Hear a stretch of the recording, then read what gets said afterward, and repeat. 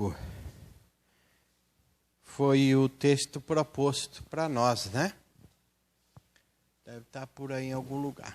Tiago 5, de 1 a 18, né? Mas a Dil leu do 17 ao 18, né? Então eu vou fazer assim. Eu vou ler 13, tá? Tiago 5,13 em diante. Diz assim: entre vocês há alguém que está sofrendo? Que ore. Há alguém que se sente feliz? Que cante louvores. Entre vocês há alguém que está doente? Que ele mande chamar os presbíteros da igreja para que estes orem sobre ele e unjam com óleo em nome do Senhor. E a oração feita com fé curará o doente, o Senhor o levantará. E se houver cometido pecados, eles serão, ou ele será, perdoado. Amém? Isso, que Deus, nesta oportunidade, nos ajude, não é, amados irmãos? Quem crê que Deus está aqui presente nesse culto, embora uma noite fria de inverno, mas Deus está presente. Então, podem sentar. A paz do Senhor, irmãos, que Deus abençoe sua vida e aqueça o seu coração. Nós temos, nesse mês, toda uma temática sobre compromisso, nosso compromisso. E aí vem uma variedade de tópicos e itens em relação a compromisso em que área. E hoje é o compromisso com a oração eficaz. Não é? E aí, amados, o texto lido foi em Tiago 5. A recomendação é de 1 a 18. Mas foi lido 17 e 18, agora eu li do 13 até o 15. E você percebe aí, meus queridos, que nesse texto você vê uma oração funcionando.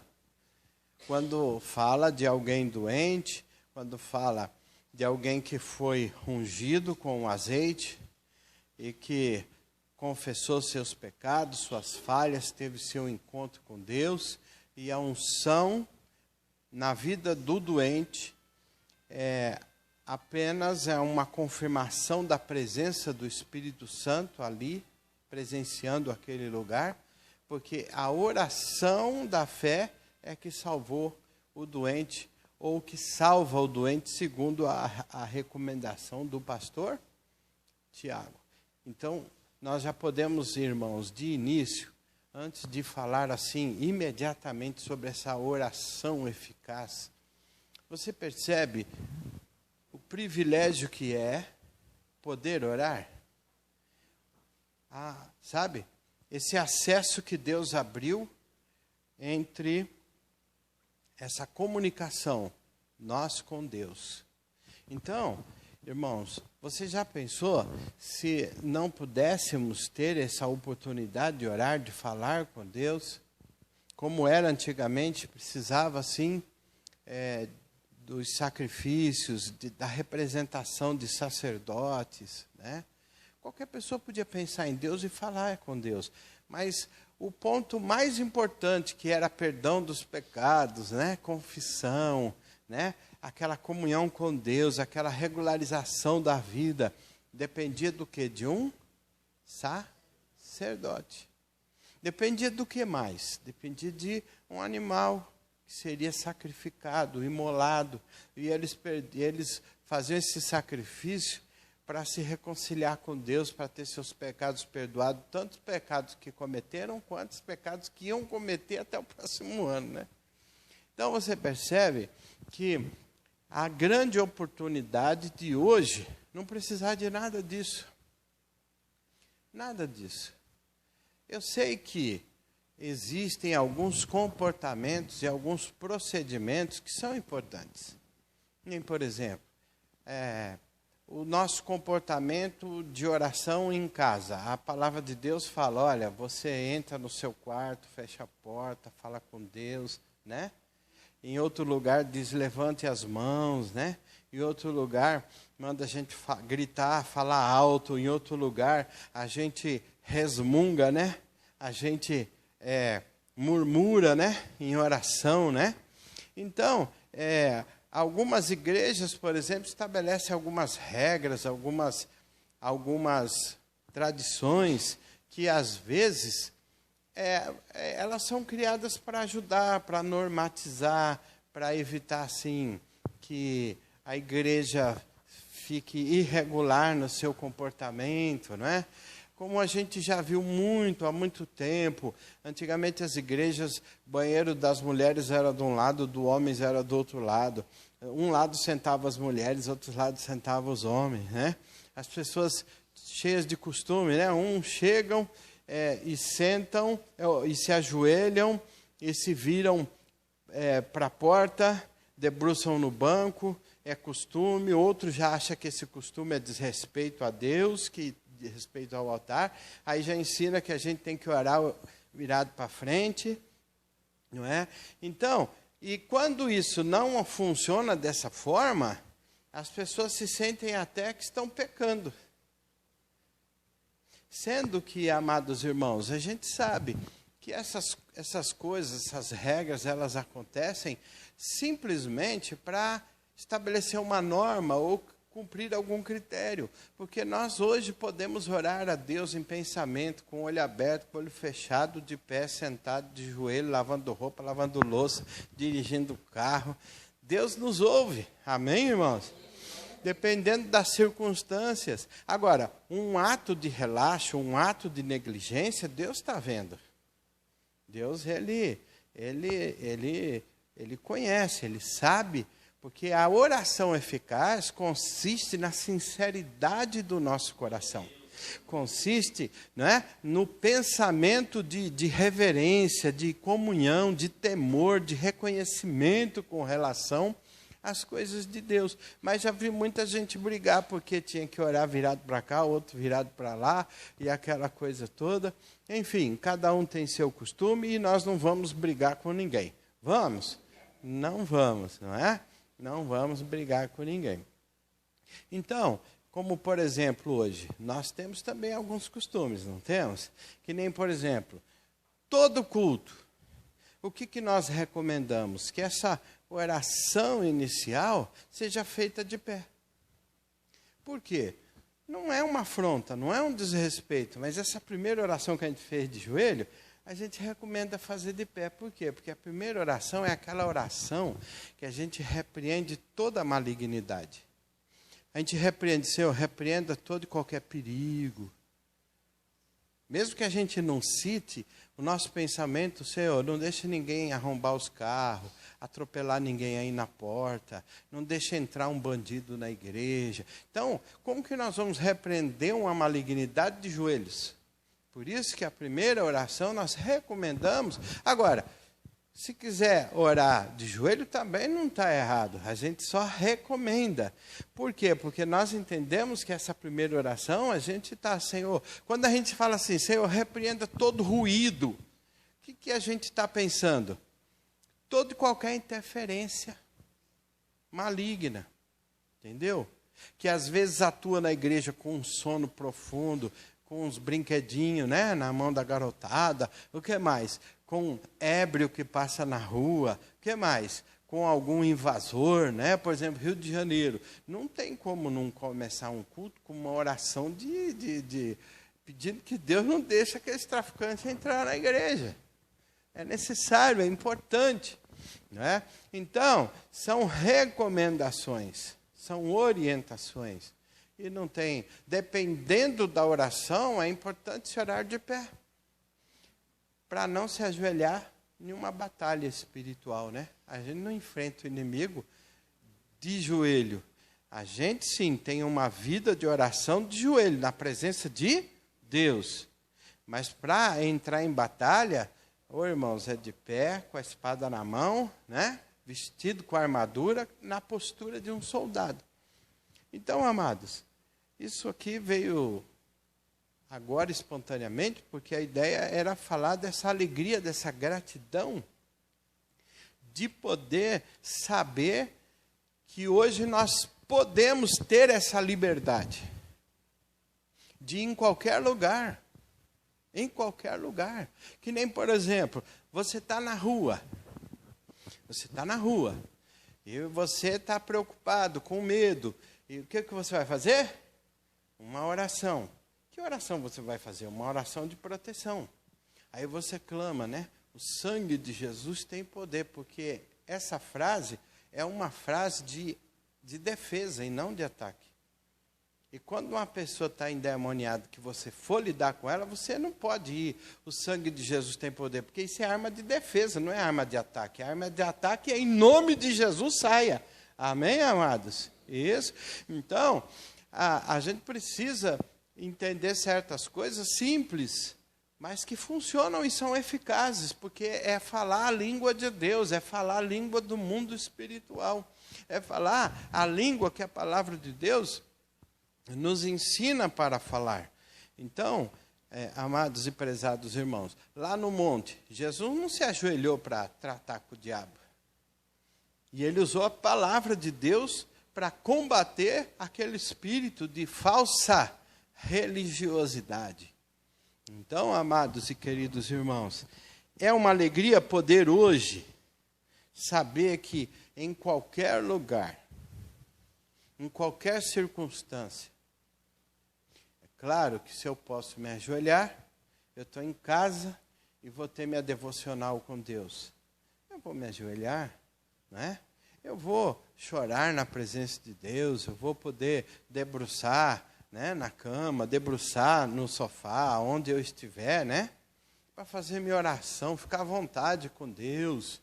Se eu estiver sentado lendo a Bíblia e quiser orar sentado ali também, a gente pode.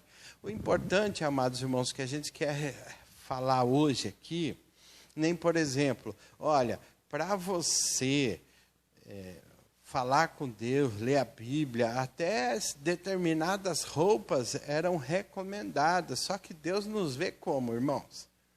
Como é que Deus nos vê? Fala. Ele nos vê completamente nu. Então, botar roupa para falar com Deus é simplesmente a mesma coisa. Agora, a intenção da nossa mente e do nosso coração é que precisa valer. É nisso que a gente tem que prestar atenção. Porque eu não tenho coragem de fazer uma oração despido. Não tenho coragem. Não tenho, é uma questão minha. Eu acho que entendeu? Para mim, eu não tenho necessidade disso. Mas também não preciso pôr um terno e gravata. Entendeu, amados? Isso. Né? Dependendo do lugar, né? Dependendo das pessoas, das circunstâncias, tudo isso tem que ser levado em consideração. Não é verdade, amados irmãos? Isso.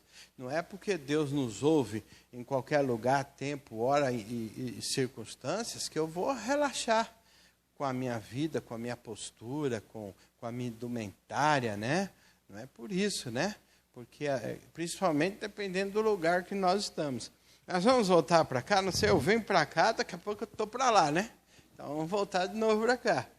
Então, prezados, você vê que o texto aqui, ele diz que sobre comportamento, isso que eu li aqui, ó. Se você está triste, ó, se você está alguém sofrendo, faça oração. Alguém está feliz, que cante louvores. Você percebe? Comportamento, né? Comportamento diante de Deus. O importante é estar sempre em sintonia com Deus. E é esse acesso que a gente precisa valorizar. Só valoriza a Bíblia quem nunca pôde ter uma Bíblia e ganha uma. Só valoriza quem nunca teve assim liberdade de falar com Deus e passa a ter essa liberdade. Então, por isso que às vezes a gente precisa pôr um pedaço de polenta na beira do prato para lembrar dos tempos da dificuldade, né? Os tempos do sofrimento maior, não é? Então, amados, aí fala, está alguém doente, entendeu? Você está passando já por uma situação mais extrema, mais difícil, não é só uma dor de cabeça, não é só mais, né, uma dor de unha encravada, existe uma preocupação maior, peça ajuda, chame os presbíteros, eles vão se equipar, eles vão usar as ferramentas que a palavra de Deus diz, que é a unção com óleo, que é a oração da fé, e a palavra de Deus diz que tudo isso junto curará o doente, e o Senhor o levantará. O que mais que tem que acontecer naquela oração?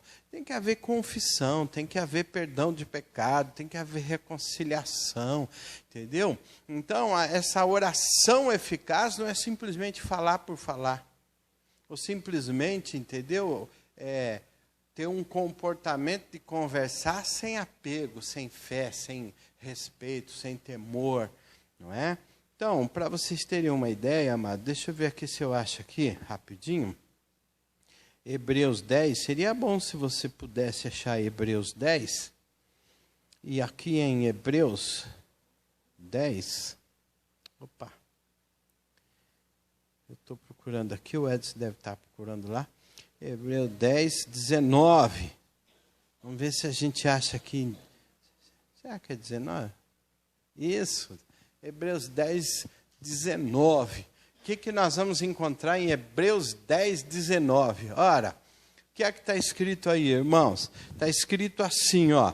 Portanto, irmãos, temos plena confiança para entrar onde? No Santo dos Santos, pelo sangue de Jesus. Ó. O que mais que diz ali? Continuando, 20. Por um novo e vivo caminho que ele nos abriu por meio do véu, isto é, do seu corpo. Amém? Glória a Deus. 21. Temos, pois, um grande sacerdote sobre a casa de Deus. Olha só, dá para comemorar aí, 19 a 21. O que o texto está dizendo?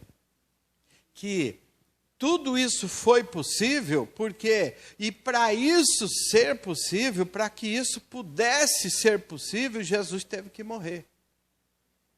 Se ele não tivesse morrido, nós não teríamos esse acesso, esse favor, esse presente. Então, esse acesso, esse presente, ele é justamente pelo fato de Jesus ter derramado o seu sangue e ter se tornado um grande sacerdote. Foi isso que abriu um santo e vivo caminho. Então, nós devemos essa gratidão a quem? A Deus, a Jesus. Deus porque deu e Jesus porque se deu. Então, se Jesus não tivesse morrido, ele não se tornaria esse grande sacerdote. O véu se abriu, quer dizer, precisava entrar no Santo dos Santos, depois do véu, para o sumo sacerdote fazer os sacrifícios, para que pudesse representar a gente diante de Deus. Aí o que Jesus fez? Morreu, derramou o seu sangue, o véu se rasgou, tivemos acesso ao Santo dos Santos. Esse é o novo e vivo caminho. Poder agora se apresentar, né, diante de Deus. Você, pessoalmente, tem agora esse acesso. Então, o que é que diz o 22? Sendo assim, ou seja, isso posto, ou posto isso, aproximemo-nos de Deus com um coração sincero e com plena convicção de fé, tendo os corações o quê? Isso, vamos ver o que diz ali. Da má consciência e o corpo lavado com água limpa. Vou ficar um pouquinho aí, ó. Cheguemos-nos a Deus com um verdadeiro coração. Você percebe, irmãos, que nesse ensinamento de Hebreus, não sabemos quem escreveu aqui, né? Não sabe quem escreveu Hebreus, é autor desconhecido. A gente pensa que é Paulo, parece ser Paulo, mas o autor é desconhecido. Não sabemos. Mas ele ensina o quê? Olha, ele está ensinando aqui a roupa. Ele está ensinando aqui se é de joelho para cá ou se é de joelho para lá. Se é de ponta cabeça, se é pendurado no ventilador. Ele tá tocando no assunto aqui, se é de pijama ou se é de terno e gravata. Não está. Mas o que ele está dizendo aqui? Nesse versículo 22, você tem que ter um coração sincero. É isso que ele está falando. Né? Sendo assim, aproximemo-nos de Deus com um coração sincero e a plena convicção de fé. Os nossos corações purificados da má consciência, ou para purificar de uma consciência culpada. Quando a gente se apresenta diante de Jesus, se você se apresentar diante dele como um pecador, você não está agradando ele. Porque você, quando vai orar, você tem que se apresentar diante dele assim: Senhor, eu sou culpado, eu sou um pecador, mas eu creio que o Senhor perdoou os meus pecados e eu confesso a cada dia. Então você se aproxima dele com o coração purificado. Quer dizer, você se apresenta diante dele dizendo: Pai, eu não tenho direito, eu não tenho justiça, eu não posso prover esse direito, mas eu estou aqui em nome do Senhor Jesus. Foi Ele que abriu esse caminho, foi Ele que me deu essa chance. Porque é Ele quem perdoa os meus pecados. É Ele quem purifica o meu coração. E isso não é automático. Toda vez que eu vou orar a Deus, eu tenho que orar assim: Senhor, eu estou escondido atrás de Jesus Cristo. Eu sou um homem pecador, mas eu sou um pecador arrependido. Amém, irmãos? Conheço as minhas limitações. Não tenho justiça própria. Aí, amados, diz lá: purificar de uma consciência culpada. Sua consciência está te acusando por algum pecado? Tá. O que você vai fazer? Se matar? Se afastar? Não, você vai se arrepender e pedir perdão. Aí, é isso que vai lavar você, é isso que vai purificar você. Apeguemo-nos, 23, apeguemo-nos com firmeza à esperança que professamos, pois aquele que prometeu é fiel. Sem dúvida, essa é a nossa convicção. Muitas pessoas vão orar, o diabo fica pondo na cabeça dela: mas você fez isso, você fez aquilo, até você perder a vontade de orar, você não consegue orar. Você perde a fé, ele derruba você. Ele te derruba. Aí você está ali só orando por orar. Porque sua consciência está pesada, o diabo está soprando o pecado, você está se sentindo indigno. Então essa oração não é eficaz. Isso irrita a Deus. Por quê? Porque Deus disse assim: olha, vocês podem ter acesso a mim e vocês estão justificados, porque Cristo morreu à morte de vocês. Mas quando chegar perante mim, diz Deus, tenha consciência disso, tenha essa fé, acredite nisso. Amém? E faça essa oração, se apresente, tenha comunhão pela fé, crendo que Jesus fez tudo o que propôs fazer por você. Então, já não se ajoelha mais o indigno, já não se ajoelha mais o culpado, já não se ajoelha mais aquele que está sendo bombardeado pelo inimigo para te fazer ter uma consciência pesada. Não, quem é que se ajoelha agora? O pecador arrependido, aquele que tem consciência do seu pecado, mas tem consciência de que está arrependido e continua escondido atrás de Jesus, que Jesus, ele que é aquele que nos justifica perante Deus. Amém, amados irmãos? Isso. E aí o versículo 24, e consideremo-nos uns aos outros, para incentivar-nos às boas obras. Olha o que esse texto diz, consideremos-nos uns aos outros. O que quer dizer isso aí que eu acabei de ler? Para a gente estimular o amor. Quer dizer, vida em grupo é treinamento, é exercício. É exercício. Olha que coisa interessante. Vida em grupo. O Senhor disse assim, olha, ingredientes da oração. Tentem conviver e estimule isso, quer dizer, exercite isso. Exercitar o quê, irmãos? Se é tão bom ficar com quem a gente gosta, conviver com quem a gente gosta, né? Pessoas agradáveis, pessoas alegres, felizes. Não, aí não precisa muita coisa. Não, o estímulo é a Dil me aguentar, por exemplo. Entendeu? Eu aguentar a Dil também, né? Vocês me aguentarem e eu aguentar vocês. E a gente poder, amados irmãos, conviver juntos, sabendo que cada um de nós tem um jeito. E eu não vou mudar o seu jeito. Eu vou mudar o meu jeito. Ó, que coisa extraordinária. Sabe aquela passagem da mulher adúltera?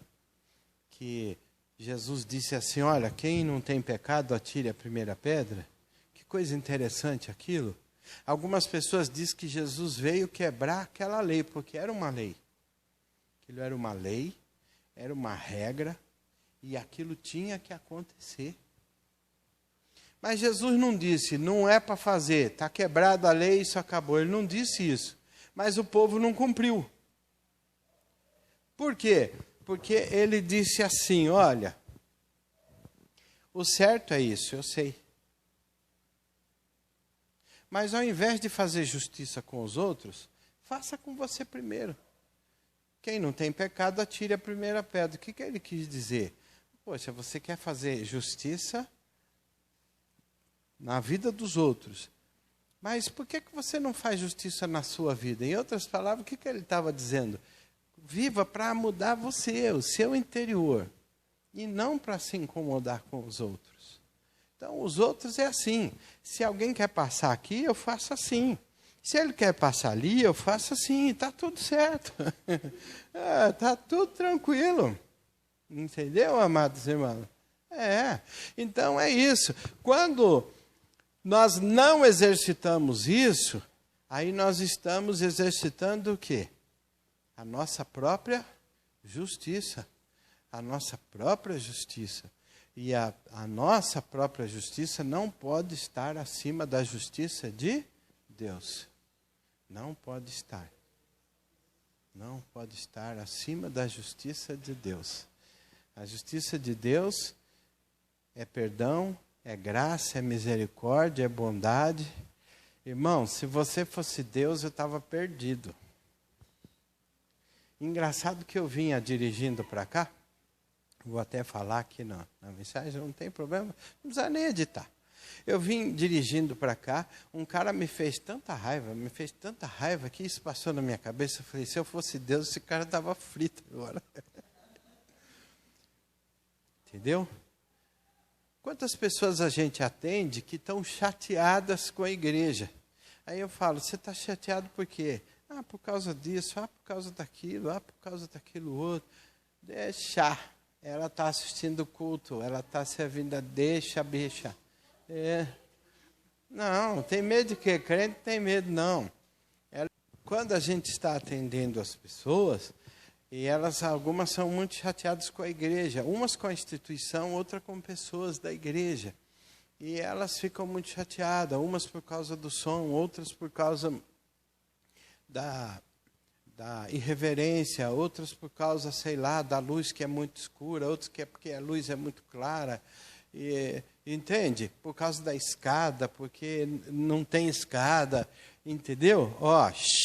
E aí, quando a gente, amados, quando a gente fala assim, se vocês estão chateados com a instituição, chateados com a igreja, e Deus, o que Deus sente? O que Deus sente quando vê o seu povo? O que Deus sente quando vê a sua igreja? Ele não poderia fulminar também? Mas o que ele faz? Ele usa de graça, Ele usa de misericórdia. Ele permite que a igreja tenha um tempo para ser trabalhada pelo Espírito Santo, para crescer, para mudar, para avançar. Amém, irmãos? Então, isso significa que a justiça de Deus precisa estar acima da nossa justiça. Em outras palavras, isso é certo, isso aqui é certo, a Bíblia está certa, o doutrinal está certo. O rudimentos está certo, mas a Bíblia está acima de tudo isso, não é? Deus está acima de tudo isso. Digam assim, amém, amados irmãos. Isso. Então, prezados e queridos irmãos, pela nossa justiça a gente vai agir. Não, o que é certo, o que é errado. E Deus vive dizendo que é certo, que é errado, mas o que está errado eu perdoo. Eu tenho misericórdia, eu uso de graciosidade. Percebe como é a justiça de Deus? E tudo isso, amados irmãos, nós conseguimos, e consideremos-nos uns aos outros, para incentivar-nos ao amor e às boas obras. Quer dizer, mas pastor, eu sou obrigado agora então a aguentar isso, eu sou obrigado a aguentar aquilo, está errado, não está certo. A Bíblia diz, o amor, tudo o que, irmãos? Tudo suporta, quer dizer, não é só alguma coisa, não são só algumas coisas, mas o amor, tudo suporta. O que quer dizer isso? Que eu tenho que aguentar, e que eu tenho que perdoar, e que eu tenho que, se quiser passar na frente, eu vou para trás, e se quiser passar atrás, eu vou para frente, e está tudo certo. O que é isso? Nos estimularmos ao amor e às boas obras, até que todos parem de pirraçar, até que todos comecem a compreender uns aos outros, até que todos possam conviver com tolerância. Então, amados, e o 25, que eu vou encerrar, que diz, não deixemos de reunir-nos como igreja, segundo o costume de alguns, mas encorajemo-nos uns aos outros, ainda mais quando vocês veem que se aproxima o dia. Não é pecado você faltar num culto. Às vezes eu acho que a vontade de Deus até é que naquele dia você não venha. Às vezes eu acho que Deus, Ele fala assim, descansa hoje, fica aí na cama. Dependendo da pessoa, das circunstâncias, enfim. Eu até acredito que isso pode acontecer. Não é pecado faltar num culto. Não é isso que está falando aqui. O que é que está falando aqui? Olha, você não negligencie seu compromisso de cristão.